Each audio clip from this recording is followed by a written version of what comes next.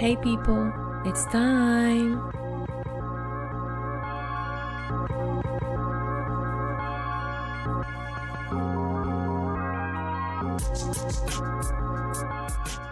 Welcome to the Tribe, a space created for us by us. I'm your host, Fatia, and I am so glad you're here. Hey everyone, Fatia here. Thank you for being here with me for a new episode of the Tribe podcast. I hope you are all doing great and that you are having a good time wherever you are on the globe. I have to tell you that I was quite overwhelmed yesterday, July 21st, because my feed on social were full of videos from some Black American people calling on a boycott of African shops in the US. Everybody was fighting in the comments, and I saw a comment actually that I really liked saying, "It's like a house is on fire and two groups from the same house are fighting over who's having the hose." And I think that's right. To me, it's exactly it. And I am seriously tired of those wars between us when we have our common oppressor happy to see us divided and we're still the one hurting. Well, on another note, a positive one, this episode is called Not From Here Nor There, the case of an Afro-descendant born in France. The question mark here is important because this is not me stating anything. We want to know where this person stands on identity. For this episode, I listened to y'all and decided to interview a beautiful soul. She's a friend, born and raised in France, just like me, from a mother from Seychelles, an island in the Indian Ocean, and a dad from Gabon. The Republic of Seychelles, if you don't know, is an archipelago of 155 islands situated in the Indian Ocean, southeast of mainland Eastern Africa. They gained independence from the British in 1976 and has now evolved into a presidential republic with a blend of different races, which are from African, European, and Asian roots. The language is the Creole. As for the Gabon, Gabon is also an African country on the mainland, located in the Equator, that gained its independence, on August 17, 1960. So, with this interview, I wanted to get the thoughts and perspective of a French born from African origins on how she explored identity and culture. So I will let her introduce herself and we'll go from here. Hi. Hi, Fatia. So, thank you for having me today in this episode. Thank you. I'm really grateful for that. Yeah, like you said, my name is Celia. I was born and raised in Cannes, so in the south of France, and I spent a few years near Saint-Tropez. I have been living in Canada since 2018 now, and I'm currently back in school studying psychology, and I also work part time in a women organization. Excellent. I like it. All right. So, the theme of today, well, the title is Not From Here Nor There, the case of an Afro-descendant born in Europe. First, I wanted to ask you, have you ever been to Seychelles or Gabon?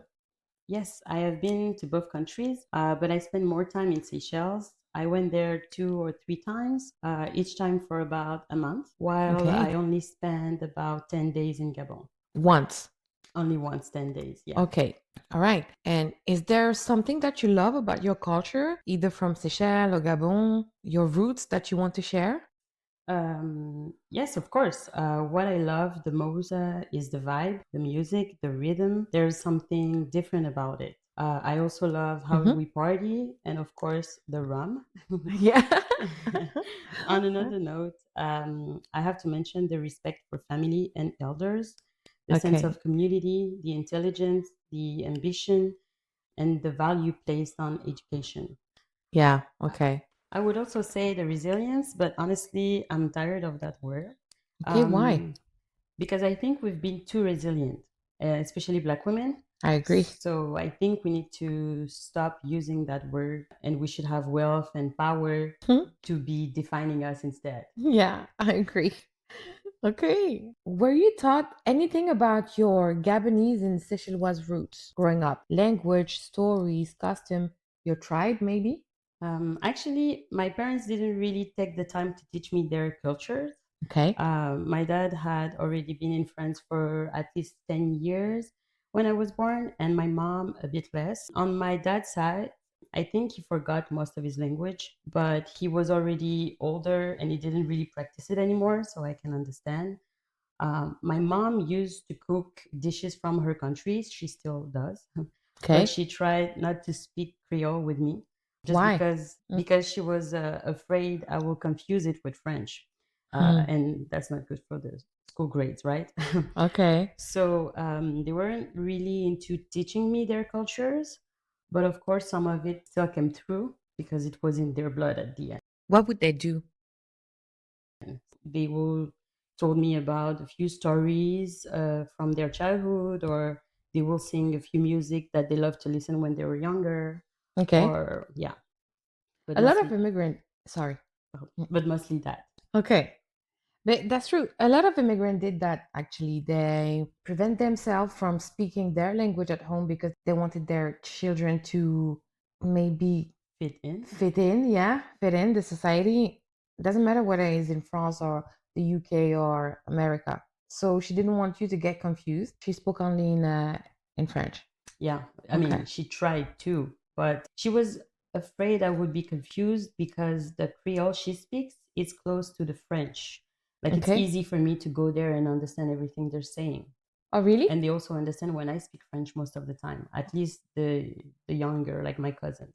Okay. So yeah, so she was confused. She was scared, sorry, that I will confuse the Creole with the French, and then that I will just like not be able to. Yeah, to be good in French at school, in Yeah, literature and yeah, everything. that I will speak a broken French.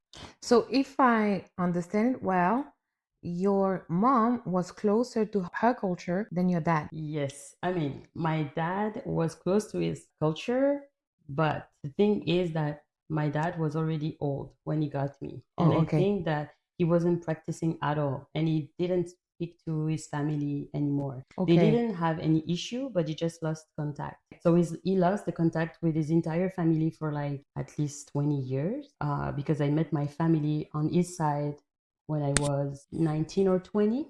They knew in Gabon, they knew I was born because he sent a letter at that Okay. moment. But after that, they kind of lost contact. So he would not practice his language at all, like his culture.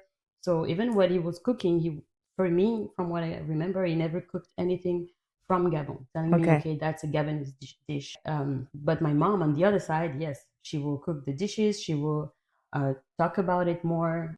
She also lost contact with her family, actually, but we still had a few people around her that knew about Seychelles and knew her in Seychelles. So they could still talk about like back in the day. So they were still talking about that a lot. So, and I was there. So of course I could hear the stories. And what it was like at home, I mean, on a day-to-day basis, like, the music you were listening to, I mean, the music they were listening to, Yeah, other things than food. actually, it's funny because the only music that I remember my dad was singing from Gabon is a little song to put me to bed. Oh, a Yeah, lullaby. it's the only song I remember from him from Gabon. But my mom, she used to be a singer in Seychelles. Okay. So she was playing in a band. So she loves music, she loves to play music, she loves to sing. So of course I listen to more Seychelles music than the Gabonese one. All right. So the music was more from Seychelles. The music was more from Seychelles, yes. But I have to say that I really grew up in an environment where it was a lot about French culture. Okay. So my parents were never, like I said, they didn't really try to take the time to teach me their culture, Okay. even if they still had a little bit of it. It was just there, but they didn't take the time to put me really like into their culture. So at home, honestly, I will watch just like French TV shows, listen to French music, or any music that was just famous at that time. Like my favorite singer was Britney Spears. Mhm. My sister, I also have an older sister. She was listening a lot of Madonna, George Michael, Boy George. So nothing about our culture. Okay. It was all just French and American. Was she born in France? She was born in Seychelles. Okay. And at what age she came to France? She came to France when she was, I think, 7. Okay. Well, yeah, she was young. Okay. Yeah, she was young. She was young, but she could still remember like a few stuff from her old life, let's say, in Seychelles. But yeah, so it was more about just like the French culture. And on the other side, my dad famous singer was Francis Cabrel. Your dad. Yeah, my dad favorite favorite singer is Francis Cabrel, and my mom famous singers. She loved the Bee Gees. She loved Georges Brassens. So really, really French singers. They never talk to you about African singers, maybe from Seychelles, from Gabon, or all over sub-Saharan Africa? My dad no, and my mom just one that is Marc Boulsi, but that's the only singer she spoke about. Okay. All right. So Gabon and Seychelles are two different countries with two different cultures. And I know a lot of people don't always see it that way, but to me, you are what we call in France a métis, une métis, which in English means mixed. It's usually used for people with parents of different skin colors, but in reality, if your parents are the same color, when they come from different cultures, you are a métis, right? Mhm. So Seychelles is in Africa, Gabon is in Africa as well, with similarities maybe, but differences as well. All of this to ask, as a métis mixed person, is there one culture or country you feel you represent the most and why? Do I feel like I represent one culture more than the other? No. But do I feel closer to one? Yes. I feel closer to my mom's island because I've been there more often, and Okay. I'm closer to her side of the family too. From what I've seen, I also share more things in common with them. Like what? I think The features? Maybe your face, your looks. not really. I mean, yes. I think some people could say that some of my cousins are my cousins, but I think that it's more about like when I was there, I could fit in easier. It was just easier to just be there. And it's funny because the first day I met them, I've never seen them before in my life. I was already more than 20. No, maybe I was 18 or 19. But still, I was not a kid. And I just like, I don't know, they were just very welcoming. They were very welcoming in Gabon too, but it was just easier for me to just fit in and Fit in. feel like it's my place, but just feeling like it's family. But I totally understand that. I totally understand that because it was the same for me with my mom's side. Mm. To tell you the truth, if someone asks me where I come from, I will automatically say that I come from my mom's side. So Djibouti, Ethiopia, Somali. Because I think that I was closer to them than I was to my dad's family. And I just fit in easier Yeah, than on my dad's side. So yeah. yeah. All right. Okay. You said that you went 3 times to Seychelles or four? Two or three. Two or three, sorry. Yeah, And just one to go. yeah, just one. So the youngest you went to one of your country, you were 20. Is that right? I was already past 18. So Okay. the first country I did was Seychelles, and I think yeah, like I said, I was probably 19. Okay. If I'm doing a little summary for the listeners, you were born in France, Cannes. You grew up in Cannes and Saint-Tropez mostly. Hmm. A mom from Seychelles, Yeah, a mom from Seychelles, and a dad from Gabon. yeah, They never, they never really taught you anything about their country, yeah. except your mom. Like she was playing music and everything because she was a musician, Hmm. but your dad never. Hmm. Both of them, like they love the French culture. For example, in music, Francis Cabral, you said, or Georges Brassens, that's what you said, Yeah, or the Bee Gees. yeah. So I think it's the UK, I guess so. maybe I don't know. And the first time you went there, you were like past 18. Yeah, Okay. Personally, also born in France, I've always struggled to fully identify myself as French. yeah. And yet, people from my parents' country always called me white just because of my birthplace, even though I never really fit in. Has that ever been for you? Honestly, for me, living in France was never really a problem. Uh-huh. I never felt like an outsider. I always had a lot of friends. Teachers loved me. Honestly, sometimes I'd even forget that I was black. Maybe because I grew up surrounded by many different cultures, but also, yes, very close to white French people, like my neighbors, landlord, my even my godmother, she's white. My nephew's godmother is also white. My sisters and mom's best friends are also like white, but Italian and Polish. Um, so for me, it was I was always surrounded by a mix of cultures. Okay. So So for it was me, never a problem for you. so it was never a problem for me. Honestly, I never felt like You don't fit in. I never felt like I don't fit in. I think that where maybe I felt I wasn't fitting, it wasn't about the skin color or my origins. It was more about like my appearance. How do I look? What do you mean? Like for example, I come from Cannes, right? So Mm-hmm. it's, let's say, more superficial. So for me, being black was not the issue. My issue was more about like the weight. Do I dress good? Am I overweight? Am I too big? Like it was, Physical appearance, yeah, like it was the really like body this. size. Exactly. It was really about like the physical appearance. And your Be- hair? and my hair, it's funny. My hair, yes, of course, I went through the entire phase that I wanted them to be straight. I did braids very later on in my life, but I would like have extensions, uh, Straight hair. straight hair extensions. I would not wear my hair just natural.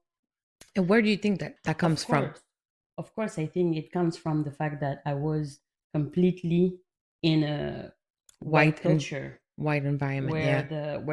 where everybody has straight hair. So of course that was something. And like I said, my what I was watching too, like my favorite singer was Britney Spears, but then Okay. I also wanted to be Nicole from Pussycat Dolls, but then I also wanted to be Rihanna when she did like Pon the Replay. So the people I was like looking at, they were always kind of different than me, so I just wanted to be like them. Yeah. And even at that time, Beyonce, we never like she wasn't wearing like an afro or something, No, she wasn't. No. and she still does not. No, yeah. So that's the thing. So yeah, for sure. Like I think that was, I wouldn't say I never wanted to be white.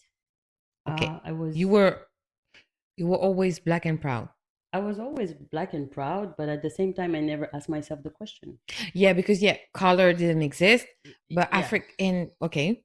So So you were just like French and okay with yourself. I think it's just like I was French, yes. I was who I was, yes, but it's just that I think that I never, as me, as Celia, with my personality, with who I am, with where I came from and all that, people never made me feel like I'm less Then okay. because I'm black, or that I'm nobody ever like bullied me, or I was never pushed on the side because of my color, or I always had a lot of friends from a lot of different culture. So that's also the why I never felt like I was that different, Okay. because we were just all the same, different.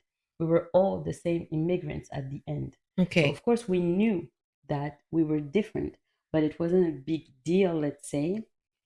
We could talk about it. We were not like living in heaven, like it was not a movie in our head, right? We knew that there were racism. Um, Once a little girl at school told me, "You cannot play because you're black." Because my parent taught me better, I just answered to her that she was playing with my friends, so I will play. And also that the color of my blood was the same as her. Because that So, was something that your parents told you when you were young? yeah, because I always grew up. Because my parents, even if they were surrounded with um, a lot of different people, and also they were not completely blind, they knew racism existed.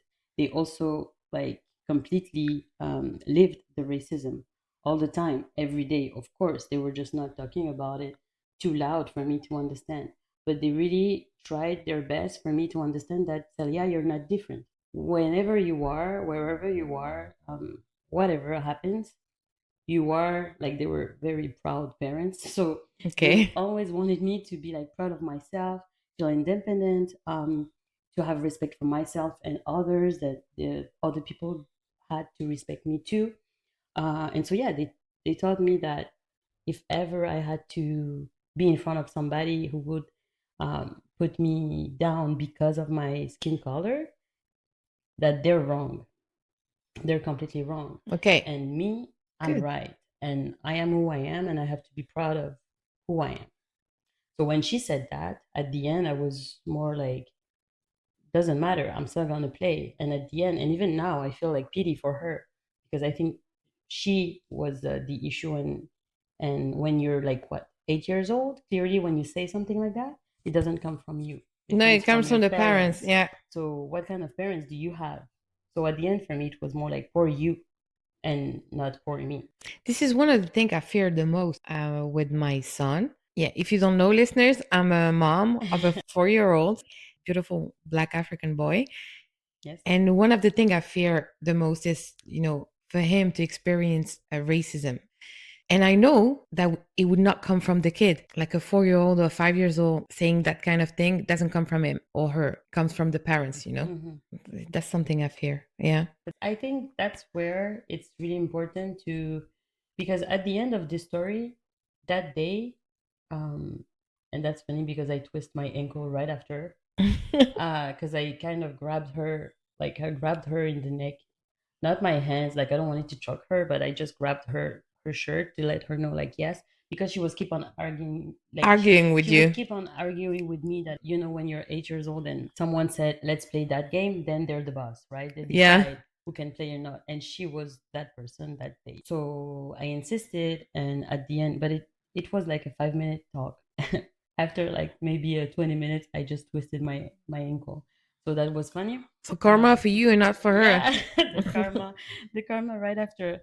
But at the end, that's the only story I have to tell. Like the only story, like when somebody tells me about racism and ask me like, was it ever like complicated or how was it? It's the only story that I have to honestly tell. Even in your adult life? In my adult life, I guess it's different, but it wasn't like straightforward to my face. Okay. It's more like little questions like, where are you from? And then I say I'm French, and people will be like, No, but yeah, where you but that really I, from? yeah, like, yeah, that I know, but Microaggressions. I could hear it with your accent, but where are you really from? But that's the thing. That's one of the things where I think I'm biased, because when I introduce myself to people, I will automatically say, and I stop that, but I will automatically say, oh, I was born, like I'm French, but I'm also from Seychelles and Gabon. Like I would tell them directly the information they probably might ask later or they might want. Yeah. Uh, Un, deux, trois. You anticipated. yeah, Okay. Sorry.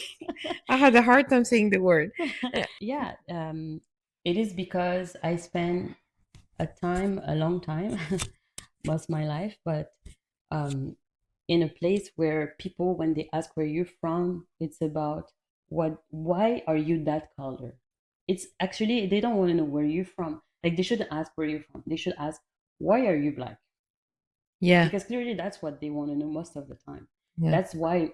But when we ask to someone, like if they're white, for example, and we ask them where you're from, they're never gonna tell us like, oh yeah, I'm French, but my mom is from Italy and my dad is from Netherlands.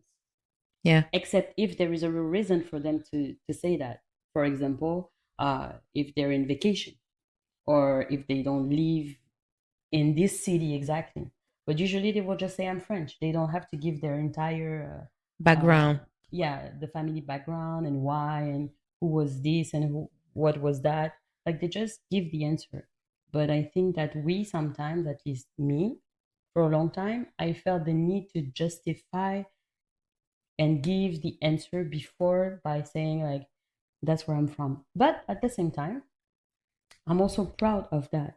Like I realized that yes, I'm giving that answer, but it's also because at some point I'm just proud to be Seychelles and Gabon too. I'm Mm-hmm. proud of the mix. I'm proud of being my parents' kids. So I will tell them in the South, people will tell me, like in Cannes especially, they will say, oh, you're from Cap Vert. But I'm like, no. Okay, you want to guess? Go guess. Because clearly they won't find it. But I think it's just because they like clearly they take that because it's the population, it's the major population around them. So here, for example, in Montreal, like most, let's say most black people are Asian. Yeah. So then they're like, oh, you're Asians. I think that's the second community here. Yeah. No? Or the second language is Asian or something. Asian Creole. Maybe, I probably, think I read that probably somewhere, because but I'm not sure. I've seen some people that were not Asians, but they were talking Like Creolation. creolation, so, yeah. so probably the Uh, second language of Montreal. But let's say if you go to Toronto, I don't think you're gonna say that because over there it's more like black English speakers island. So yeah. you're gonna find more Jamaicans Somalians, yeah. or yeah, or like African that speaks English. Yeah. And here it's just Nigerian. about like Yeah. African that speak French. Yeah, true. So they just keep on doing that, but we don't do it. It's just sometimes it's just the fact that we don't reciprocate. So and that I feel like it's sometimes annoying just because we're like, but we don't do it to you. So why do you feel the need to keep on doing it to Yeah. us? Keep on doing it all the time. There's a lot of micro or macro aggression that we undergo as African in France. But I think the one I hate the most is when they, want to touch your hair because they're curious, or when they want to, I don't know, imitate an accent that is apparently from your country because, but they make Africa as a whole. It's a whole continent with 54 countries, but they make it as we all have the same accent. And even if you're from the Caribbean or whatever, it doesn't matter. We all have the same accent. Those type of aggressions, I cannot anymore. Like it's like you never understand. Like you never learn. They But never learn. but I think I'm gonna do that now. Yeah, Like for of example, course. if someone tries to touch my hair, I'm gonna touch their hair, Yeah. and in a very hard way. They would never do that again. Yeah, for real. And if, like, let's just say a French guy or woman ask me if I'm from Congo or Senegal or whatever, and I'm not, I'm gonna tell, okay, are you from Germany? No, Yeah. oh, I've been to Germany. Yeah, you Yeah. see? Oh, France. Oh, I've been to Germany. Because, Yeah. like, often that's what they do. Are you Hmm. from Gabon? Oh, but I've been to Congo once. Yeah, but that's not the same thing, you Yeah. know? No, Yeah. I agree. But yeah, that's a few things that are very annoying. But But you never experienced racism except for that time when you were 8 years old, yeah, and where you even defend yourself yeah. because your parents always taught you like that, Hmm. like blood color was the same for everyone. Hmm. They Hmm. wanted me to have a good life, but they didn't want me to forget who I am. But that's good. That's two different things. Mm. So of course they wanted me to kind of fit in because they realized that okay, life can be tough if you're a different color, if you're not educated. We don't have money. We can give you like we can open doors for you. You will have to Open open the it for doors by yourself. yourself. Hmm. So they wanted that for me, but at the same time, they never wanted me to forget where I'm from because they're also very proud people. So my mom is very proud of where she comes from, and my dad too. So they will have never want me to just be like, oh yeah, I'm just French, and just like, oh no, my origins don't exist at all. Okay. When they do exist, and they want me to be proud of it. Yeah, Okay. So they wanted you to know your origins, didn't really teach you anything. It's the same for me though. yeah, Like, not judging here because my parents are from two different countries and I couldn't speak both languages growing up because they never taught us anything about, maybe except from the insults or whatever because yeah. That's easier. yeah, but spoke to us in French all the time and I could understand that. But the music, the food, everything around us was really, really more from their country Mm, rather than France. mm. Like it was not pâte au beurre à la maison, whatever, it Yeah, was and like, me, yes. yeah. Like honestly, at home we were eating more pasta than rice. Okay. So just to say that Okay. means a lot, you know. Okay. All right. That means a lot, but we were eating a lot of pasta. So yeah. Okay. I know that many of us, especially in the diaspora, me with the tribe, often speak about Africa as a whole to create unity. But I also understand, people that for some people, identity is deeply tied to their specific country, region, or culture because Africa is 54 countries. How do you feel about that? Like if someone calls you are you going to say you're African or are you going to say I'm Gabonese and Seychelles? Mm, honestly, and I don't want to be like boohoo, but Hmm. No, no. I can't. I never said to anybody like, "Oh yeah, I'm African." because it's not that I don't feel African, but at the same time, It's a lot of countries. it's first it's a lot of countries, but also I don't own the culture enough to say I'm African.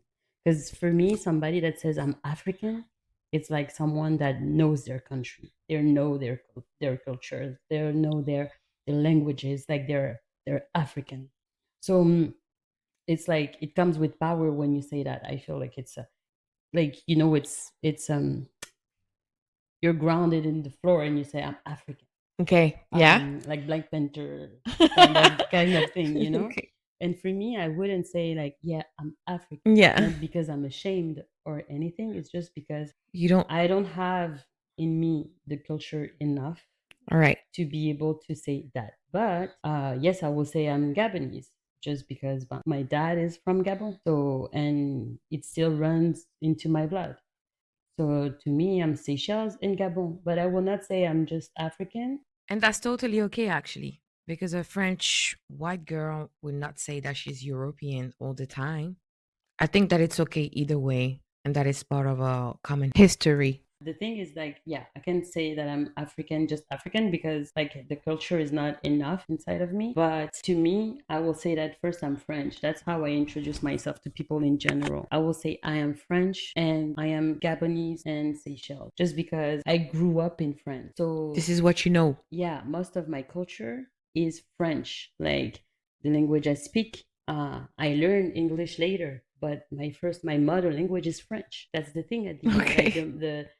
the language I learned first in my life was French. Okay. It wasn't Creole. It wasn't another language. It was just French. The language I spoke at home was French too. All the things I love is French. So not just French, of course, but I'm just saying that I do feel French, and it's not because I don't want to be something else. It's just because I have to recognize the fact that at the end, I'm just soaked in the French culture. Okay. Is there anything African about you now in your adult life, In my except that you are actually from Africa? But I mean, your parents are from Africa. Is there anything that on a day-to-day basis, like on a daily basis? now I don't know if on a daily basis I have something that is like I would say your African. braids.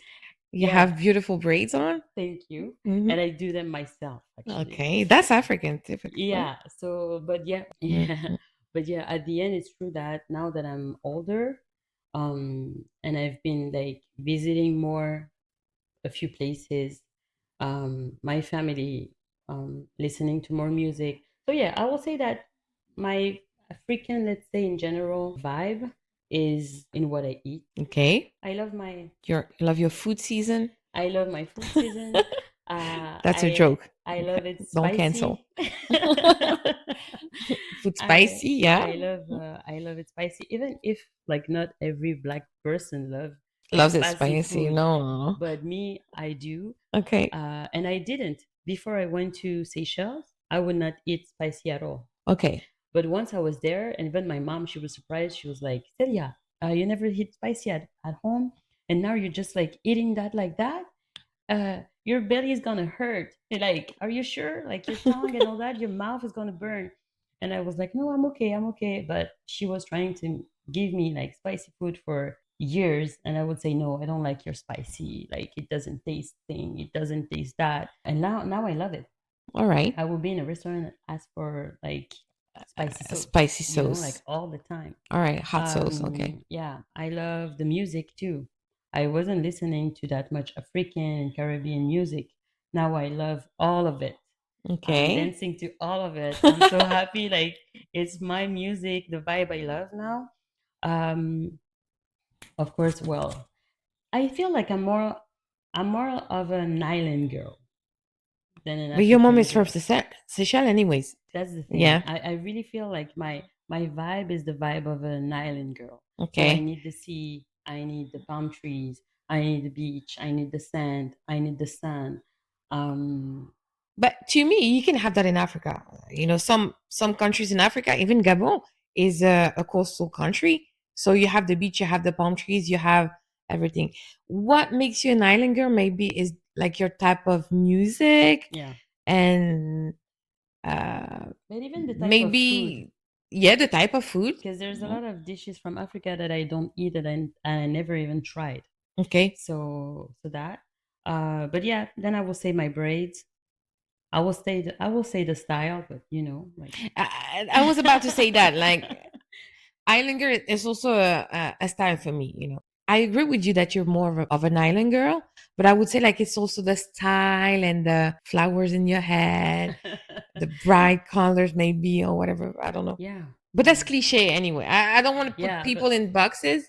I don't no, like that. I think that you can definitely tell when someone comes from an island or not. yeah, I think it's possible. There is a slight difference, so I think it's possible to say. So you feel more Creole.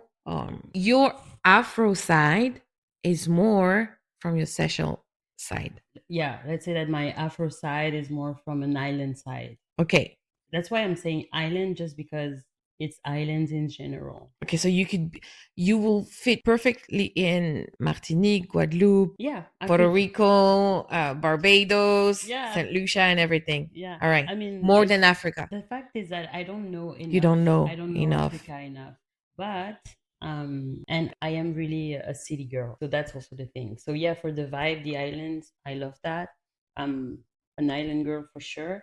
But at the same time, and when I say I'm an island girl too, is because I can spend every day at the beach Yeah. and like being like under the sun, and I don't mind that.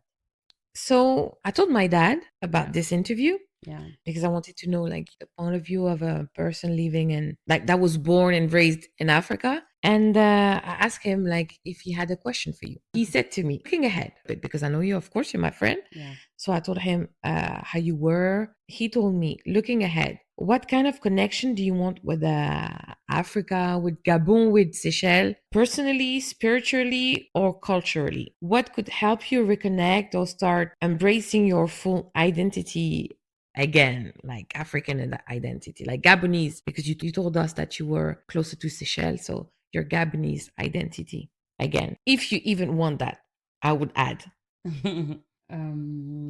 I'm not sure. I'd love to travel more in some African countries. Like many people, I don't really have a clear idea of what Africa is. So I'm really open to learning more about culture. I wish, honestly, I could learn more about the Gabonese culture. Mhm. Uh, but that's another topic.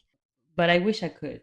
The fact is that for the future, I want to learn more. Yes, at least I don't want to be ignorant. But for me, what's important is for my kids, if ever I have some one day, to Good. know a little bit about their mom's culture. And right now, I already have like two or three, depending on where, let's say, I have my kids. If it's here, I will have to tell them about like the Gabonese culture, the Seychelles culture, but also about the French culture. Even if the French culture here, it's everywhere. Um, but still, I would want them to know That's about. part of you. Yeah, exactly. Mhm. I would want them to know everything about me and their grandparents. Uh, and also, there should be another person with me, right? The dad. So it's the same. So, but I want them to feel. I want them to have an idea of what they are too, because at the end, what I am, it's what it will be a little bit of them too. Okay, and the So French culture as well. the French culture as well too, because Okay, if I'm here, for example, like I said, I can't. It's not because I'm black that I'm going to deny the fact that I you was were born born in and raised France. in France, Hmm. because at the end, I am who I am because my parents made me, and they taught me things. They gave me the education.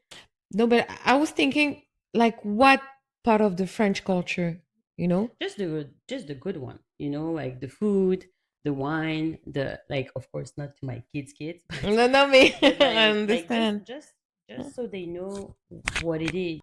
And my story. Okay. My story is my story. They will know about my story. Like my mom, for example, she has a story. I kind of know about her story, but I don't really know about her. But I don't know that much about her culture. My daddy has a story. I kind of know more about his story. It's not that I know more about his story, but I Okay. know about his culture. My kids, I want them to know about my story, but I also want them to know about all their cultures. whether French it's included. Okay. French included, like all their cultures, because it will still be. I cannot pretend that I am not French. No, I no, can't. that I agree with you, but I don't even know, to be honest. I think, like with my son, I will teach him about my story in France, the school I went to, little anecdotes or whatever, but I don't know what in the French culture I would pass I'm to sure. him. Like, Yes, I'm sure you will. Like the music, for example. I'm sure there is some singers that you love or that you were listening a lot when you were a kid. Um, what you drink, what you eat, maybe some places, or you love arts. mm-hmm. Like arts, we can say that French doesn't have arts. Like if you love history in general, you kind of put friends too in it, even if it's bad. Like yeah, but Yeah. giving the culture, it doesn't mean you have to tell just beautiful stories. Like Okay. a culture is a culture. Okay. Like Mm, like every country, they have their good and bad culture. They yeah. have their good and wrong and good and bad stories. There is always a nice person and a villain, or there's no story.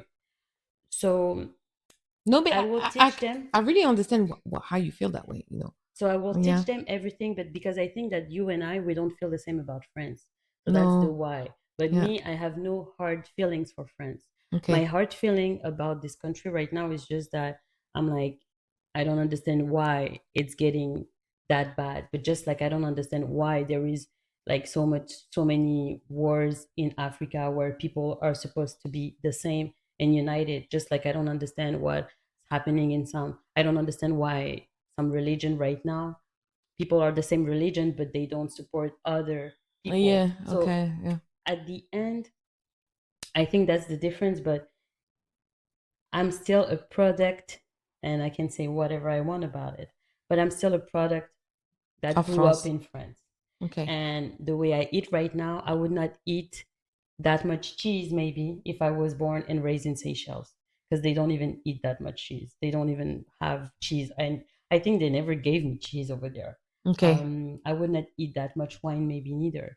You wouldn't have that taste for wine that you love so much if you grew up in another country, maybe. Just like me, I love rum, but before going to this country, before going to Martinique, Guadeloupe, Seychelles, um, Barbados, or Bahamas, Mm. what did we drink when we were in France? We were drinking like vodka all the time, and maybe champagne when you're in clubs or something like that, or wine when you're at home, or gin. But Mm-hmm. rum is not the first. It's not the first drink that people will serve you. And now here, when people come at my place, I'm like, I just have rum. Do you want rum? Okay. Yeah. So that's why. So for me, The island side for of the you. future, it's really about, there is me, yes, but in general, I am open to discover the world. For Africa and my own cultures, I do want to keep the link. Let's say that like that. I wish I could keep the link as much as possible. And I think somebody asked me last time, and I thought about it, and I was like, yeah, I wish that one day, if I have kids, I could go with them in Gabon, just like I wish I could go with them in Seychelles, just like I wish I could go with them in Cannes where I grew up, because these places is our family story. So I wish I could bring them everywhere so they understand why Every I'm, part of the family history. yeah, so they understand all this part, and maybe then they will grow a love for one of these places. If one day my kid tells me I want to go and live to Seychelles, I'll be happy about it. Good for you. If you want to go to France, like if you can have the life safe and happy that I'm wishing for them, like they can do that too. So that's how I see the future. I'm just hoping, yeah, to keep the link, and especially to keep the link and know more for my potential Kids. kids. Yeah. Okay. So we took a little break and you were saying something very interesting and I will let you say it. So yeah, I think we came back on the fact that we came back on all the talk that we had about like friends, Yeah. and at the end, what I was saying is that I am completely French right now I understand that it can be complicated to be a Black person in France. Before and nowadays is the same. Yeah. But for me, nobody could ever tell me that I'm not French because I grew up there and I think I have my place just like other people. Okay, so if a white person comes to you in France and say, you don't come from here, go back to where you belong." If ever somebody says that to me, I will tell them the same. Like, like go back where maybe To you where you come from. belong, yeah, because you really feel that you belong in France. Because I really feel like I am completely French. Yeah. The thing is that yes, of course, my skin color means something. I have origins, like I do, and like This is your roots. it's my roots completely. And like I told you before, France is like my skin color actually, and my inside is like my mom and dad. So I am completely like all of these countries. There is not. It's like asking, are you more your dad? Are you mom your mom? Are you more where you grew up? Are you more this and that? I'm not more this and that. Of Sure. course, yes, I am a little bit more French because, like I said, I grew up in this environment for my entire life almost. But at the end, I'm my mom, I am my dad, and I'm French. So for me, yes, I do belong in France completely. When I say I belong, it's not like, oh, yes, I'm French and I don't want to be African or I don't want to be this and that. Because for some people, it is that, right? For some people, they want to be French so bad or white so bad or from their country so bad that they don't want to hear anything about their roots. They don't want to hear anything about where their parents grew up and the other culture around them. Yeah, they reject all of it. Yeah. Exactly. It's not my case. Yeah. I'm not rejecting any of it. I'm taking I'm taking it completely actually. Yeah. Um, and I am embracing it and I'm happy about it. Okay. But at the same time, I would never be like denying France because first I grew up there. So yeah, most of what I think is made from what I had and what I learned in France. But yeah, so for me, I'm completely French. And if ever somebody for racism will come to me and be like, no, you're not, actually, I am French. And both of my countries were colonized by France. So that's also is a big point for me where I'm like, yeah, both of my countries were colonized. I'm not proud of the fact that they were colonized, But they honestly. gave their blood, sweat, and tears But for yeah, this country that is exactly. France. Especially in Gabon. Yeah. Like I know that my dad told me that yeah, uh, some people from my family went to war for France in Wow. France. Wow. So it was There's some part of the history that you are proud of, like the art or the that's the literature, thing. like Yeah, I'm things proud like of that. the fact that it's a rich culture. Okay. Like the food, the wine, the country is beautiful. We have different kind of landscape. Okay. I have amazing memories in the south of France. I have amazing memories in France. I met my best friends in France. All my first time, most of them were in France. Mm-hmm. So I could never say, oh no, I don't like the country. I don't want to hear about it, or I'm never going back. All right. Honestly, I don't know yet where I'll be retired, but It could be in I France. I always said in my head that I'll go back to France to be retired, hopefully with a lot of money and a big house in the south. I sure hope so. Yeah. Because if not, well, I don't know. Uh, but yeah, that will be amazing for me. Okay. All right. No, I understand. Yeah. Different for me, but that's really good to, know how two people with, I'm going to say, the same background, because we both have parents from Africa and we were born in France. And, to see like your perspective on things, and that mine is that is different from mine. Hmm. No, but Mhm. it's true that we have completely different ideas about friends and what we want to do with it. Yeah. But we both share a love for our roots. Yeah, That's what connects us. yeah. Like you are proud of being from Seychelles. You are proud of being from Gabon. really proud of your roots. It's part of your history. And that's the same for me. Mm-hmm. So, yeah. I also do think that if now we have a different perspective, it's because we didn't grow up in the same environment. Like I told you before, right? I like where I lived, it wasn't about me being black, or um, I never felt like I was rejected, or um, like it. I never had any. I never felt targeted. And even if I never felt targeted, even the people around me, I never felt like they were really targeting either. Like I don't have a huge story that I could tell, and I would be like, oh yeah, that happened and it was so bad just because it was racism, you know? Okay. Um, Yeah, me, I have never experienced racism until when I was like maybe 20 something years old. mm-hmm, And then I started noticing the microaggression. mm-hmm, But before that, I think maybe I've experienced so many microaggression, but I didn't pay attention to that. I started paying attention after my 20. But the thing is that I saw around me firsthand racism from the police, people getting targeted by the police and everything. And I think that I understood quite fast that, oh, okay, we're from here, but not really from here. Like you could think that you're from here, but they're not going to accept it, you know?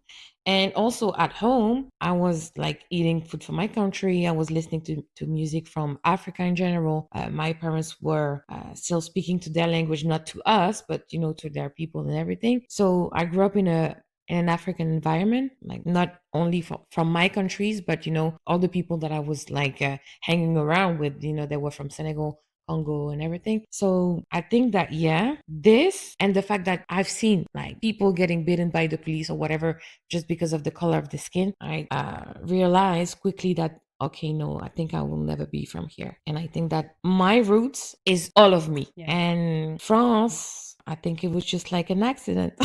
I was just born here by accident. Yeah. So, like in French, we say un concours de circonstances. So, yeah. And of course, there's some things I would be proud of. Like if the French soccer team is playing, I will rep them hard. But the thing is, they're mostly black Yeah. or Arabs. North African, actually. Yeah. And I think that, like Diams would say, Diams is a French rapper. C'est ma France à moi. This is my France. So that I can like and rep, no problem. But those people, their roots are from Africa, the 54 countries in the continent: North Africa, South Africa, East, West, Central. So yeah, I think maybe that's why it's different. But that's also why it's like you when you it's because when you speak about France, you mostly speak about like the politics and about people, like the population and the racism, which is normal because it's completely part of the country and the issues, right? But for me, I see it more as I don't want to be like, oh yeah, it doesn't exist, but I see it more as I'm talking about what France is and what not, and not what people made of it right now. That's the difference. Like what they made of it now, like what the population and especially like all the racism, to me that's not France. It is France right now because it's happening in France, just like it's happening in a lot of countries, unfortunately, even here sometimes. But to me, that's not what I'm calling the culture. That's not what I'm calling the France in general. Okay. That's Yeah. also the difference. And in my childhood, when I grew up, I have never seen the kind of stuff you've seen. I was never somewhere where someone was just targeted because of the color of their skin. Like I said earlier, actually, like a lot of black girls. We were not a lot of black girls, right? Okay. Okay. There was not a lot of black girls or black guys. But in Cannes, for example, I remember a lot of black girls, not a lot of black girls, but I remember some black girls and some guys that were black too. They were popular. So they would go to nightclubs, get in no problem. They will go everywhere getting no problem. They will know everybody in the city. and Cannes is small, so we talk about a few blocks. Okay. And they will go everywhere and have no issues getting in. Sometimes I would go with them and just get in, no issue, no questions asked. When I lived in close to Saint Tropez, for example, I think we were like four black. The first year, I guess we were three. Then the second year, we were four. Four black kids or four black teenagers in a high school. So 1,000 kids, three or four black persons. And even then, I never felt like I was rejected or pushed away, or nobody ever told me like, yeah, you're different, go on the side. No, I was actually, and I was even like the first of my, I was very proud of that. That's where I was like, you know what? It's funny because at the end, I'm the black girl of the class, the only one, and I'm the first. And So you were conscious of that. I was conscious of that. I was Okay. conscious of that's the thing. That's what I'm saying. Like my parents and I, like, yeah, the environment was different, but we were all the same. So we were not feeling it every day, but at the same time, it's not like it wasn't there. I knew racism exists. I knew people can be thinking this of that of me because I'm black. I Okay. just never felt it, and never was never something that I have faced. Yeah, it was not something always on your mind. Exactly. It wasn't always on my mind. What was on my mind is, am I looking good? You know? So I do understand. I do know it's not about understanding. It's just about opening your eyes. I'm not blind. I know racism is there. I know France is really bad for that. And honestly, I think that I'm always saying to a lot of people around me that everywhere I'll go, I'll always be a black girl. There's no changes for that. I just have to deal with it. I can only choose where do I want to be the black girl. Is it with other black girl? Is it, do I want to be seen and be the only black girl in the room, or am I comfortable being like surrounded with just girls like me? What do I prefer? And actually, it's only when I came here that I met you and that I met other black girls. Then I started to have like groups of black girls friends that I could stay with. And now then my mind changed a little bit about a few stuff, and I felt it like I am more aware, but I'm also more angry. I guess also because of the society and everything that happens. And I agree with you that I probably had suffered a lot of microaggressions. I was just not aware of that. Yeah. So that's for sure. That is completely for sure. Because in France, when you grew up, and I had a friend from here once, she's a Quebecoise, Quebecoise, and she's a Quebecer, and she told me, "Oh my gosh, Celia, in France, at the TV, like in the TV shows, you are making jokes that are like a lot of racism and sexism and blah blah blah." And I was like, "Oh my gosh, really?" But at the beginning, I didn't get that, but now I do. I really do get it. So now I'm just more pissed in general, Yeah. about life and about the black condition. But you know, like at the end, I am not rooting for France. Oh, that part I know. Yeah. I am not rooting for France. I am rooting for Africa Yeah. in general. And like when I say Africa in general, that means like islands, like all black people in general in All their black people. countries. Yeah. I'm rooting for them to, like, at the end, I'm hoping that there is a better Africa, that there is like hope for, like I said, wealth and power. Yeah. No more resilience. That Like was good. Yeah. I like that. no Yes. more, no more resilience. We did enough, and we accepted enough, and I think that's done. It's time for changes, and it's time for African people in general everywhere to just realize how powerful they are, how capable they are, Yes. how intelligent they are, how Yes. ambitious they are, how smart Exactly. they are, and to just let's go, let's take back your power. You know, let's take back the power. Just do something about it, and that's it. I Because love it. we don't have to suffer forever. You know. 100%.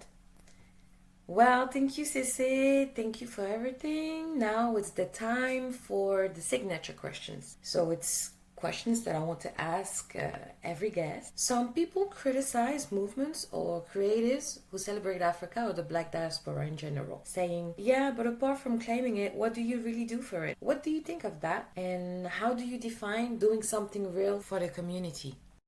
I don't even think there is a talk to have about that. Meaning that I don't think that people should say, what do you do about it? Or is that enough? Or this or that. Like, there is no talking or discussion to have. Like, anything that is done for the Black culture, about the Black culture, by the Black culture, is a good thing. So I don't think that it has to be something big. I don't think you have to start an organization. So whatever is done to represent Black culture, to put it in the spotlight, to embrace it, it is good. Yeah. There is no small or big. Of course, there will always be big, but there is no small. That's the thing. There is no small. Whatever it is, doing a podcast about the Black culture, it is something big. Yeah. Doing a movie about Black culture, it is something big. Writing a I book agree. about it, it is something big. Just taking the time to talk with your neighbor and explain to them what is our culture or share our culture, just for them to know a bit better. I'm not saying we have to be teachers. We don't have that time anymore. We don't. But as long as it is for the good of us, of a community, of a country, the people that are saying, what are you doing? Especially if these people are Black, like they're not helping us. They're actually like, they're betraying us, and they're just to the community in general, um, including themselves. So no, I think everything that is done is a good thing, and people should keep on doing it. And Yeah. we already have a lot of issues, right? So I really don't understand why it is it necessary to just again say, oh yeah, but why do you do this? Or is that enough? Or no, no, no, no, no. Like we already are in the bottom of the shell all the time. That's enough. At some point, that's enough. It is. I agree. So, like, we should just be united. And once somebody starts something, just cheer it, just cheer for it, just be a cheerleader, just be happy about it, just be a support. I'm not saying we have to support every little stuff or everything if we disagree with the values of it. But if it's not doing bad, if it's not doing us wrong, I don't see why people have to complain about it and talk about I agree. 100%. it. Okay, Sissy. Well, thank you so much. It's the end of this episode. Thank you so much for being here and sharing your truth with us. Your perspective as a woman of both Gabonese and Seychellois heritage, your honesty, your stories, and your voice brought depth and light to this conversation. And French as well, sorry. These are the kind of conversation that remind us of how layered and beautiful our identities are. And I'm so grateful you took the time to be with us today. And I love you so much. Thank you, Fatia. I love you too. And thank you again for having me today. I feel blessed and grateful to be a part of your podcast journey. It is my first time on a podcast, so I will remember you and this episode forever in my life. And I support you for this podcast. I'm very proud of you. I'm happy you started it and you're doing it great. Thank you. I love it. It's like my shot of learning every time I listen to an episode, my little documentary. Thank you so much. Keep on going and shine bright like a diamond. I will. And you too. Thank you. Bye.